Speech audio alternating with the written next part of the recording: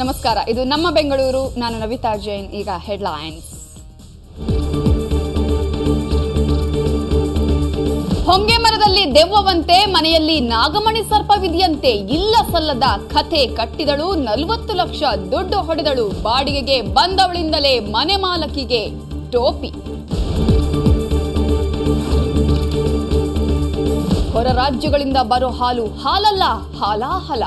ದಿನಂಪ್ರತಿ ಬೆಂಗಳೂರಿಗೆ ಆಮದಾಗ್ತಾ ಇದೆ ರಾಸಾಯನಿಕ ಮಿಶ್ರಿತ 7 ಲಕ್ಷ ಲೀಟರ್ ಹಾಲು. ಗ್ರಾಹಕರೇ ಹಾಲು ಕುಡಿಯೋ ಮುನ್ನ ಹುಷಾರ್.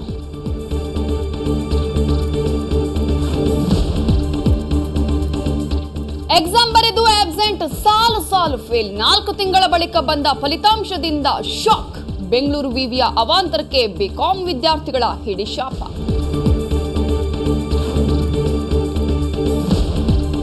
ಮೇಯರ್ ಬಂದರು, ವಿದ್ಯಾರ್ಥಿಗಳ ಜೊತೆ ಕಸ ಗುಡಿಸಿದ್ರು. ಒಂದೇ ಒಂದು ಕಡ್ಡಿಯನ್ನು ಎತ್ತಲಿಲ್ಲ ಕೆಆರ್ ಮಾರ್ಕೆಟ್ ವ್ಯಾಪಾರಿಗಳು. ಮೇಯರ್ ಸ್ವಚ್ಛತಾ ಆಂದೋಲನಕ್ಕೆ ಹಿನ್ನಡೆ.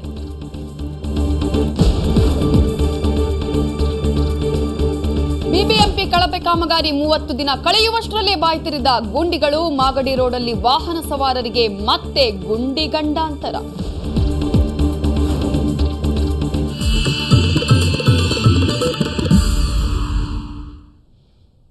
ಭೂತ ಯಾವತ್ತಾದರೂ ದುಡ್ಡು ಡಬಲ್ ಮಾಡ್ಕೊಡತ್ತಾ? ಇಂತಹ ಆಸೆಗೆ ಬಿದ್ದ ಮಹಿಳೆಯೊಬ್ಬರು 40 ಲಕ್ಷ ರೂಪಾಯಿ ಕಳ್ಕೊಂಡಿದ್ದಾರೆ. ಮನೆಯಲ್ಲಿ ಬಾಡಿಗೆಗಿದ್ದ ಮಹಿಳೆಯೇ ಮನೆ ಮಾಲಕರಿಗೆ ಟೋಪಿ ಹಾಕಿ ಪರಾರಿಯಾಗಿದ್ದಾಳೆ.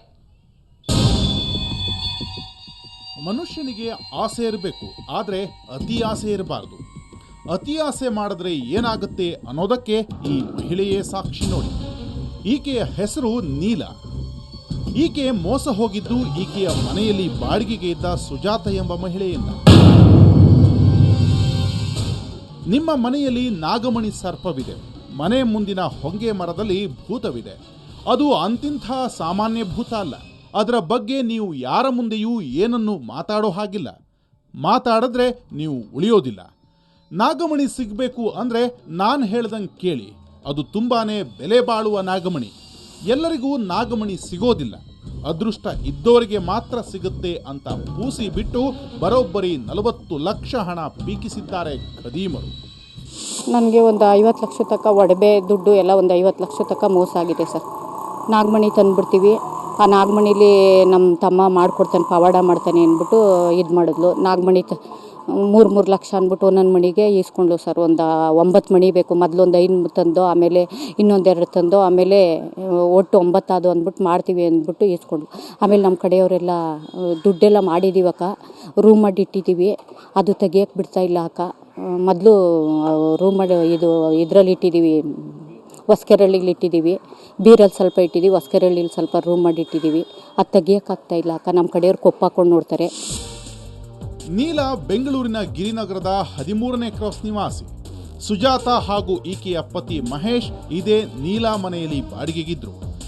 ನಾಗಮಣಿ ಹಾಗೂ ದೆವ್ವದ ಕತೆ ಹೇಳಿ ನೀಲಾಳ ತಲೆ ಕೆಡಿಸಿಬಿಟ್ಟಿದ್ದು ಸುಜಾತ. ಹೀಗಾಗಿ ಸುಜಾತ ಕೇಳಿದಾಗಲೆಲ್ಲ ನೀಲಾ ದುಡ್ಡು ತಂದುಕೊಟ್ಟಿದ್ದಾಳೆ. ತನ್ನ ಬಳಿ ಇದ್ದ ಅಂದಾಜು 1 ಕೆಜಿಯಷ್ಟು ಚಿನ್ನಾಭರಣ ಅಡ ಇಟ್ಟು ದುಡ್ಡು ಕೊಟ್ಟಿದ್ದಾಳೆ. ಅದೇ ಹಿಂಗೆ ದುಡ್ಡು ಮಾಡಿಕೊಡ್ತೀನಿ, ನಿಮ್ಗೆ ಭಾರಿ ಅನುಕೂಲ ಮಾಡಿಕೊಡ್ತೀನಿ ಅಂತ ಹೇಳಿ ಇದು ಮಾಡಿ, ದೇವ ನಂಗೆ ಗಂಡದ ಮೇಲೆ ಬಂದು ದುಡ್ಡು ಮಾಡಿಕೊಡ್ತೀನಿ ಅಂತ ಹೇಳವನೇ ಅಂತ ಹೇಳಿ ಇವ್ರು ನಂಬಿಸಿ ದುಡ್ಡು ಇಸ್ಕೊಂಡಿರೋದು. ಇಷ್ಟೆಲ್ಲ ಆದರೂ ನೀಲಾಳ ಪತಿ ಲೋಕೇಶ್ಗೆ ಒಂದು ಚೂರು ವಿಷಯ ಗೊತ್ತಿರಲಿಲ್ಲ. ಮೇಲಾಗಿ ಸುಜಾತ ಮಾತಿಗೆ ಮರಳಾಗಿದ್ದ ನೀಲಾ ದುಡ್ಡು ಡಬಲ್ ಆಗುತ್ತೆ ಅಂತ ಅದನ್ನೆಲ್ಲ ಕೊಟ್ಟುಬಿಟ್ಟಿದ್ಲು. ಇದೀಗ ಪತಿ ಲೋಕೇಶ್ಗೆ ವಿಷಯವೆಲ್ಲ ಗೊತ್ತಾಗಿ ಪತ್ನಿ ನೀಲಾಳನ್ನ ಮನೆ ಬಿಟ್ಟು ಹೊರಹಾಕಿದ್ದಾನೆ. ದುರಾಸೆಗೆ ಬಿದ್ದ ನೀಲಾ ಈಗ ಬೀದಿ ಅಲೆಯುವಂತಾಗಿದೆ. ಅತ್ತ ಸುಜಾತ ಕುಟುಂಬ ಸಮೇತ ತಲೆಮರೆಸಿಕೊಂಡಿದ್ದಾಳೆ. ಇನ್ನು ಕೇಸ್ ದಾಖಲಿಸಿಕೊಂಡಿರೋ ಗಿರಿನಗರ ಠಾಣೆ ಪೊಲೀಸರು ಯಾವುದೇ ದಾಖಲೆ ಇಲ್ಲದ ಪ್ರಕರಣ ಭೇದಿಸಲು ತಲೆ ಕೆಡಿಸಿಕೊಳ್ಳುವಂತಾಗಿದೆ. ಬೆಂಗಳೂರಿನಿಂದ ಕ್ಯಾಮರಾಮನ್ ಅನಿಲ್ ಜೊತೆ ರಮೇಶ್. ಹಾಲು ಅನ್ನೋದು ಅಮೃತ. ಆದರೆ ಅದೇ ವಿಷವಾದ್ರೆ ಏನ್ ಮಾಡಬೇಕು ಅಲ್ವೇ? ಯಾಕಂದ್ರೆ ಹೊರ ರಾಜ್ಯಗಳಿಂದ ಬೆಂಗಳೂರಿಗೆ ಬರುವ ವಿವಿಧ ಕಂಪನಿಗಳ ಹಾಲು ಕುಡಿಯೋಕೆ ಯೋಗ್ಯವಲ್ಲ. ಇಂಥದ್ದೊಂದು ಆಘಾತಕಾರಿ ಅಂಶ ಬೆಳಕಿಗೆ ಬಂದಿದೆ. ಈ ಹಾಲಾಹಲದ ಸ್ಟೋರಿ ನೋಡಿದ್ರೆ ನೀವು ಕೂಡ ಬೆಚ್ಚಿ ಬೀಳ್ತೀರಾ.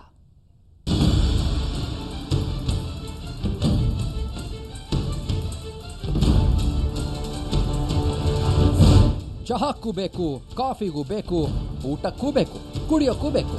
ಹೌದು, ಹಾಲಿಲ್ಲ ಅಂದರೆ ಕಷ್ಟ. ಆದರೆ ನೀವು ನಿತ್ಯ ಸೇವನೆ ಮಾಡೋ ಹಾಲು ಎಷ್ಟು ಪರಿಶುದ್ಧ ಅನ್ನೋದು ನಿಮಗೆ ಗೊತ್ತಾ? ಯಾಕೆ ಅಂದರೆ ಹೊರ ರಾಜ್ಯಗಳಿಂದ ದಿನಂಪ್ರತಿ 7 ಲಕ್ಷ ಲೀಟರ್ ಹಾಲು ಬರುತ್ತೆ. ಈ ಪೈಕಿ ಬಹುತೇಕ ಹಾಲು ಕಲಬೆರಕೆಯಾಗಿದೆ.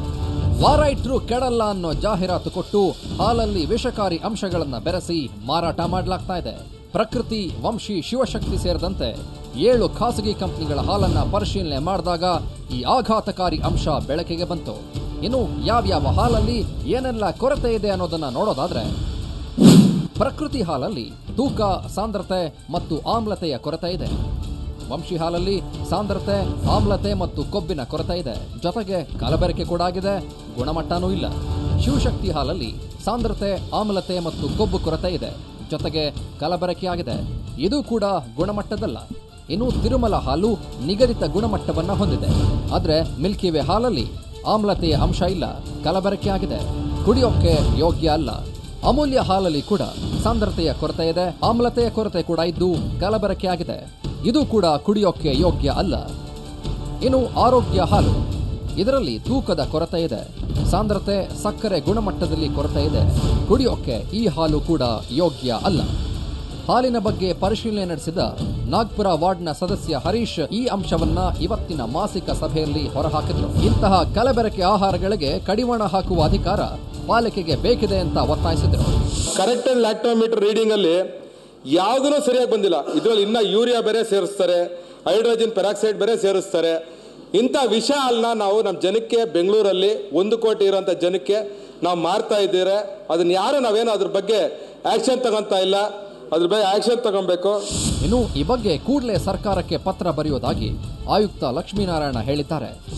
ನಮ್ಮ ವ್ಯಾಪ್ತಿಯಲ್ಲಿ ಏನು ನಮಗೆ ಅಧಿಕಾರ ಇದೆ ಅಷ್ಟನ್ನು ನಾವು ಚಲಾಯಿಸ್ತೀವಿ ಮತ್ತು ಫುಡ್ ಡಿಪಾರ್ಟ್ಮೆಂಟ್ಗೂ ಕೂಡ ಪತ್ರ ಬರೀತೀನಿ. I write DO letter to the commissioner food and civil supplies department. I will also write to the commissioner health. 3 ಜನರಿಗೂ ನಾವು ಪತ್ರ ಬರೀತೀನಿ. I will also ask our report. ಇದನ್ನು ಅವರೇನಾದರೂ ಅನಾಲಿಸಿಸ್ ಮಾಡಿ ಅವರು ಯಾವ ರೀತಿ ಕ್ರಮ ಜರುಗಿಸ್ತಾರೆ ಅಂತ ಹೇಳಿ I will obtain A report and submit it. ಒಟ್ನಲ್ಲಿ ಈ ಮೇಲಿನ ಕಂಪ್ನಿಗಳ ಹಾಲು ಕುಡಿಯೋಕ್ಕಿಂತ ಮುಂಚೆ ಬೆಂಗಳೂರಿಗರೇ ಒಂದಲ್ಲ 2 ಬಾರಿ ಯೋಚನೆ ಮಾಡಿ. ಬೆಂಗಳೂರಿಂದ ಕ್ಯಾಮರಾಮನ್ ಈರಣ್ಣ ಜೊತೆ ಶ್ರೇಯಾ ಶೆಟ್ಟಿ, ಸುವರ್ಣ ನ್ಯೂಸ್. ಯಾವ ಕಾಲೇಜಿನ ವಿದ್ಯಾರ್ಥಿಗಳೇ ಆಗಲಿ ಪರೀಕ್ಷೆ ಬಳಿಕ ಫಲಿತಾಂಶವನ್ನೇ ಎದುರು ನೋಡ್ತಾರೆ.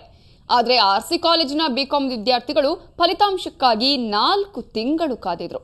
ಬೆಂಗಳೂರು ವಿವಿ ಕೊಟ್ಟಿರೋ ಫಲಿತಾಂಶದಲ್ಲಿ ಸಾಕಷ್ಟು ಅವಾಂತರಗಳಾಗಿವೆ. ಹೀಗಾಗಿ ವಿದ್ಯಾರ್ಥಿಗಳು ಭಾರೀ ಪ್ರತಿಭಟನೆಯನ್ನೇ ಮಾಡಿದ್ರು.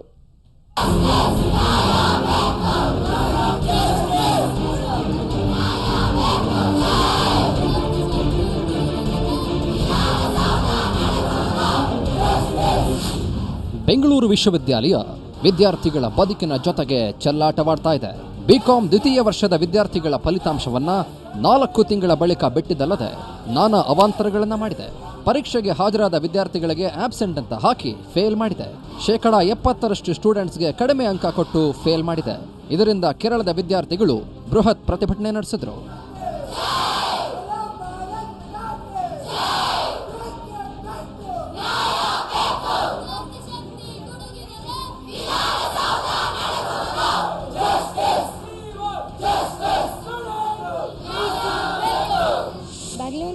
ಯೂನಿವರ್ಸಿಟಿಯವರು ಈ ಸಲಿನೇ ಅಲ್ಲ, ನಂದು ಹೋದ ಸಲ 3rd ಸೆಮ್ಮಲ್ಲೂ ಕೂಡ ಇದೇ ಥರ ಆಬ್ಸೆಂಟ್ ಬಂದಿತ್ತು. ಅವ್ರು ಏನು ಮಾಡಿದ್ರು, ಸರಿ ಯಾವುದೋ ಒಂದು ಮಾರ್ಕ್ಸ್ ನಂದು ಓವರಾಲ್ ಫಸ್ಟ್ ಕ್ಲಾಸ್ ಬಂದಿತ್ತು. ಈ ಸಲಿನೂ ಕೂಡ 4th ಸೆಮ್ಮಲ್ಲಿ ನನಗೆ ಇಂಗ್ಲೀಷಲ್ಲಿ ಆಬ್ಸೆಂಟ್ ಬಂದಿದೆ. ಇದು ನಮ್ಮ ಕ್ಲಾಸಲ್ಲಿ 30 ಜನದ ಮೇಲೆ ಆಬ್ಸೆಂಟ್ ಬಂದಿದೆ. ಇದೇ ಥರ ನಡೆದ್ರೆ ನಾವು ಬರೆಯೋದು ವೇಸ್ಟ್. ನಾವು ಬರೆಯೋ ಬದಲು ಆರಾಮಾಗಿ ದುಡ್ಡು ಕೊಟ್ಟು ಪಾಸ್ ಮಾಡಿಸ್ಕೋಬೋದು ಇತ್ತಲ್ವಾ. BMS, RC ಕಾಲೇಜು ಹಾಗೂ APS ಕಾಲೇಜಿನ ಸಾವಿರಾರು ವಿದ್ಯಾರ್ಥಿಗಳು ತಮ್ಮ ಕಾಲೇಜುಗಳ ಎದುರು ಪ್ರೊಟೆಸ್ಟ್ ಮಾಡಿದ್ರು. ಆ ಬಳಿಕ ಎಲ್ಲರೂ ಸೆಂಟ್ರಲ್ ಕಾಲೇಜಿನ ಹತ್ರ ಜಮಾಯಿಸಿದ್ರು. ಇನ್ನು ಆಗಿರೋ ಅವಾಂತರವನ್ನ ಖುದ್ದು ಕುಲಪತಿಗಳು ಕೂಡ ಒಪ್ಕೊಂಡ್ರು. 15 ದಿನಗಳ ಒಳಗೆ ಸಮಸ್ಯೆಯನ್ನ ಪರಿಹಾರ ಮಾಡ್ತೀನಿ ಅಂತ ಭರವಸೆ ಕೊಟ್ಟರು. ಅದು ನಾನು ತಕ್ಷಣ ರಿಜಿಸ್ಟ್ರಾರ್ ಅವ್ಯಾಲ್ಯೂಯೇಷನು ಮತ್ತು ಅಟ್ರಿಸ್ ಟೆಕ್ನಾಲಜಿ ಅವಿನಾಶ್ ಜೊತೆ ಮಾತಾಡಿದಾಗ ಅವರು ಹೇಳಿದ್ರು, ತಕ್ಷಣ ಚೆಕ್ ಮಾಡಿದ್ರಂತೆ. OMR ಶೀಟ್ ಚೆಕ್ ಮಾಡಿದ್ರೆ ಈಗ ಅನೌನ್ಸ್ ಮಾಡೋ ರಿಸಲ್ಟು OMR ಶೀಟು ಟ್ಯಾಲಿ ಆಗ್ತದಂತೆ. ಆಗ ಅಂದ್ರೆ ಅರ್ಥ ವ್ಯಾಲ್ಯೂಯೇಷನಲ್ಲಿ ಏನಾದರೂ ಪ್ರಾಬ್ಲಮ್ ಆಗಿರಬೇಕು. ವ್ಯಾಲ್ಯೂಯೇಷನಲ್ಲಿ ಪ್ರಾಬ್ಲಮ್ ಆಗಿದ್ದರೆ ನಾವು ಅವ್ರ ಫೋಟೋ ಕಾಪಿ ತೊಗೊಳ್ಬೇಕು. ಅದನ್ನು ಚೆಕ್ ಮಾಡಿ ಅವ್ರಿಗೆ ಕಡಿಮೆ ಮಾರ್ಕ್ ಬಂದಿದೆ ಅಂದರೆ ಅಂತ ಅವರು ರಿವ್ಯಾಲ್ಯೂಯೇಷನ್ಗೆ ಹೋಗ್ಬೋದು. ರಿವ್ಯಾಲ್ಯೂಯೇಷನ್ಗೆ ಹೋದಾಗ ಯಾರಾದರೂ ವ್ಯಾಲ್ಯೂರು ಕೇರ್ಲೆಸ್ ವ್ಯಾಲ್ಯೂಯೇಷನ್ ಮಾಡಿದ್ದಾರೆ ಅಂದರೆ ಅವ್ರ ಬಗ್ಗೆ ನಾವು ಕ್ರಮ ತೆಗೆದುಕೊಳ್ತೀವಿ. ಒಟ್ನಲ್ಲಿ ಬೆಂಗಳೂರು ವಿವಿಯ ಸಾಲು ಸಾಲು ಎಡವಟ್ಟುಗಳಿಂದ ಬೇಸತ್ತ ವಿದ್ಯಾರ್ಥಿಗಳು ಹಿಡಿಶಾಪ ಹಾಕಿದರು. ಬೆಂಗಳೂರಿಂದ ನಾಗೇಂದ್ರ ಜೊತೆ ಮಸೂದ್ ದೊಡ್ಡಬಾಗಿಲು, ಸುವರ್ಣ ನ್ಯೂಸ್. ಬೆಂಗಳೂರಿನ ಪ್ರತಿಯೊಂದು ಮಾರುಕಟ್ಟೆ ಸ್ವಚ್ಛಗೊಳಿಸಬೇಕು. ಇದು ನೂತನ ಮೇಯರ್ ಕಟ್ಟೆ ಸತ್ಯನಾರಾಯಣ ಹಂಬಲ. ಅಧಿಕಾರಕ್ಕೇರಿದ ದಿನದಿಂದಲೇ ಗಬ್ಬು ನಾಡ್ತಾ ಇದ್ದ ಕೆಆರ್ ಮಾರ್ಕೆಟ್ ಸ್ವಚ್ಛತೆಗೆ ಅವರು ಕೈ ಹಾಕಿದರು. ಆದರೆ ಮೇಯರ್ ಅಭಿಯಾನಕ್ಕೆ ಹೇಳಿಕೊಳ್ಳುವಂತಹ ಸ್ಪಂದನೆ ಸಿಗ್ತಾ ಇಲ್ಲ.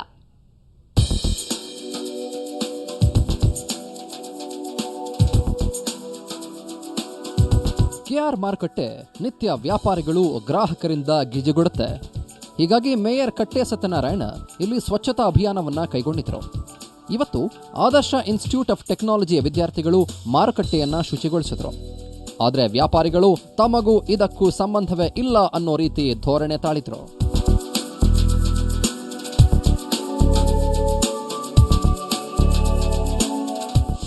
ಭಾನುವಾರದಿಂದ ನನಗೆ ಗೊತ್ತಿಲ್ಲ, ಸ್ವಲ್ಪ ಜಾಸ್ತಿ ಆಗಿದೆ. ಮಿಕ್ಕಿದ ಟೈಮಲ್ಲಿ ಸ್ವಲ್ಪ ಕ್ಲೀನಾಗಿರುತ್ತೆ. ಕಾಲೇಜ್ ಹುಡುಗರಿಗೆ ನೀವು ಕೈ ಜೋಡಿಸಿ ಕ್ಲೀನ್ ಮಾಡಬೇಕು ಅಂತ ಅನ್ಸಲ್ಲ? ಮಾಡಬೇಕು,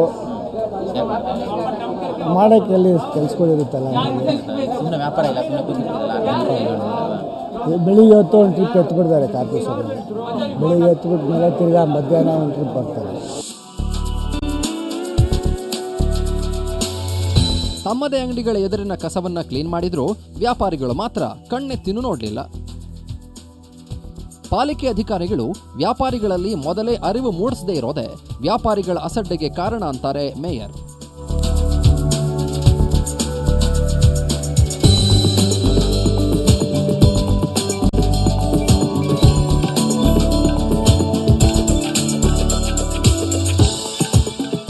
ಅವರೆಲ್ಲ ನಮಗೆ ಒಂದು ಮನವರಿಕೆ ಮಾಡಿಕೊಟ್ಟಿದ್ದಾರೆ. ನಾವು ಇಷ್ಟಲ್ಲೇ ನೀವು ಇಲ್ಲಿಗೆ ಬರೋದು ಬೇಡ, ಆ ಶಾಲಾ ಕಾಲೇಜ್ ವಿದ್ಯಾರ್ಥಿಗಳನ್ನ ಕರ್ಕೊಂಬರೋದು ಬೇಡ, ನಮ್ಮ ಒಂದು ಮಾರ್ಕೆಟ್ನ ನಾವೇ ಸ್ವಚ್ಛ ಮಾಡ್ಕೋತೀವಿ. ಇವಾಗ ನಮ್ಮ ಮನವರಿಕೆ ಆಗಿದೆ. ನಮಗೆ ಯಾವ ರೀತಿ ಗರುಡ ಮಾಲ್, ಮಂತ್ರಿ ಮಾಲ್, ಅನೇಕ ಮಾಲ್ಗಳಿದೆ, ಆ ರೀತಿಯಾದಂಥ ವ್ಯವಸ್ಥೆನ ನಾವಿಲ್ಲಿ ತರಕ್ಕಾಗ. ಒಟ್ನಲ್ಲಿ ವ್ಯಾಪಾರಿಗಳ ಸಹಕಾರ ಇಲ್ಲದೆ ಇದ್ರೆ ಹೇಗೆ ತಾನೇ ಮಾರುಕಟ್ಟೆ ಕಸಮುಕ್ತವಾಗೋಕೆ ಸಾಧ್ಯ ಅಲ್ವಾ? ಇನ್ನಾದರೂ ವ್ಯಾಪಾರಿಗಳಿಗೆ ಅರ್ಥ ಮಾಡಿಸದೇ ಇದ್ದಲ್ಲಿ ಪಾಲಿಕೆ ಈ ಆಂದೋಲನ ಗುಡ್ಡಕ್ಕೆ ಮಣ್ಣು ಹೊತ್ತಂತೆ ಸರಿ.